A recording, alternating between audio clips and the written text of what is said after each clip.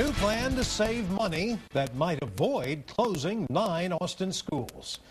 Good evening again. I'm Robert Hadlock. And I'm Leslie Rohde. It came out of last night's task force meeting after the community urged members to exhaust every option before affecting students.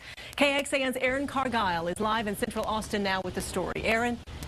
Good evening, Leslie and Robert. There has been a shift in priority by the task force as a direct result of the public meetings last week. Now, last night, 2 task force members spoke up and said we need to look at administrative buildings first before closing schools. Now, one of the buildings on that list is this one right behind me. This is the Baker Center. It's an old school now used for teacher training that could be sold for $10 million. Now, Kathy Tovo was one of the task force members. She and Susan Moffett have been working since Saturday drafting a 9-page plan in an attempt to close the $54 million budget gap without closing schools. They say as a group, the task force had not considered ways to cut costs on administrative buildings before looking at schools. A 2009 efficiency study the district paid a consulting firm for did not even address administrative space. Now, the 2 task force members want the rest of the group to look at cost savings that come with doing away with school portables,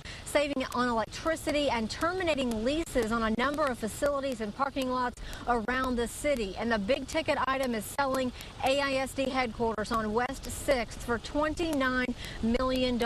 All items Kathy and Susan wish the task force would have been considering since last fall when they started meeting, instead of focusing on schools with children inside. And now they plan on using the little time they have left to see if they can close that $54 million budget gap without closing schools. And I think we owe it to the community to explore every other option that's out there first before we take such a drastic step of closing neighborhood schools. Now, last night we are told there was overwhelming support from the rest of the task force when it comes to this drafted plan. Now, we contacted the consulting firm who's been helping the task force to ask why these administrative facilities were not taken into consideration from the get-go. They referred us to AISD's Director of Facilities, who has not been able to give us an on-camera interview yesterday or today. We are live here in Central Austin tonight. Aaron Cargile, KXAN Austin News.